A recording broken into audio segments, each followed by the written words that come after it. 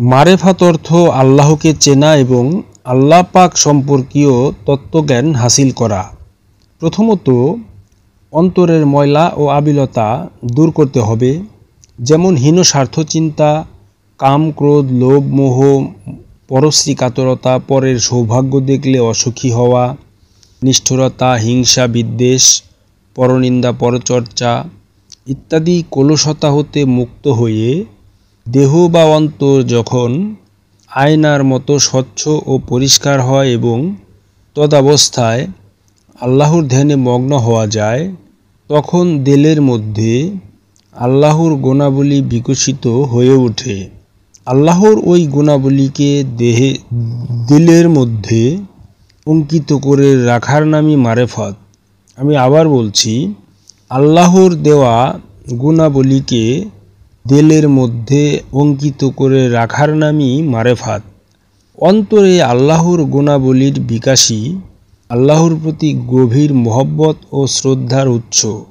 অতএব মানুষের দিলে যখন মারেফাতের দ্বার উন্মুক্ত হয় এবং সাথে সাথে আল্লাহর প্রতি মহব্বতের স্রোত ও আসতে থাকে, তখন মানুষের উপর কিরূপ প্রভাব সৃষ্টি হয় এবং তার কি অবস্থা ঘটে তারই কিঞ্চিত আভাস প্রদানে মাওলানা রুমি রহমাতুল্লাহ সাধকগণদের অবস্থা বর্ণনা করেছেন। ওই সময় সাধকদের অভ্যন্তরে বিস্ময়ের ঢেউ খেলতে লাগল, যার প্রভাবে সে এমনই আত্মভোলা হয়ে গেল যেন সে আসমান জমিন হতে বের হয়ে গেছে, অর্থাৎ সে যেন এই জগতের বাসিন্দাই নয়।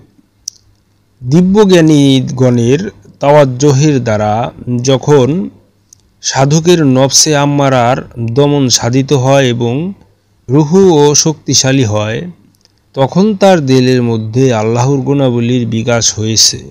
ফলে এক আল্লাহ ভিন্ন অন্য সব কিছু হতে তার সম্পর্ক দৃষ্টি বিচ্ছিন্ন হয়ে গেছে। সমস্ত আসমান জমিন ও মধ্যবর্তী সব কিছু, এমনকি নিজ সত্তার দিক হতেও দৃষ্টি বিচ্ছিন্ন হয়ে গেছে। সাধকের মধ্যে এই অবস্থার আবির্ভাবের সাথে সাথে তার প্রতি আল্লাহর রহমতেরও বিশেষ দৃষ্টি হল, যার বর্ণনায় থানবী বলেন, সাধক যখন সব কিছু থেকে বিচ্ছিন্ন হয়ে এক আল্লাহর হয়ে গেল, তখন আল্লাহর পক্ষ থেকেই একটা আকর্ষণ তার ভাগ্যে জুটে গেল। স্বয়ং আল্লাহ পাক তাকে নিজের দিকে টেনে নিয়েছেন।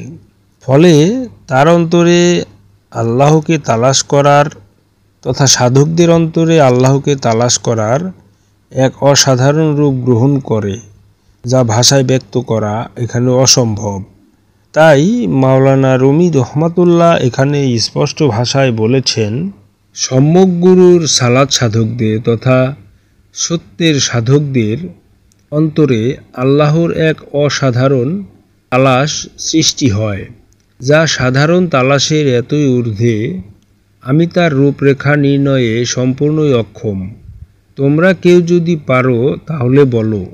সেই তালাশ এমন ছিল যা ভাষায়ও প্রকাশ করা যায় না, উপলব্ধিতেও আসে না। সংক্ষেপে এইটুকু বলা যায় যে সাধকের রুহু নফসে আম্মারার উপর প্রবল ও শক্তিশালী হওয়া এবং ওই নফসের সমুদয় কুপ্রভাব মুছে গিয়ে হৃদয়পট মহান আল্লাহর গুণাবলীর উৎকর্ষে ও সৌন্দর্যে গুণান্বিত হয়ে গেল।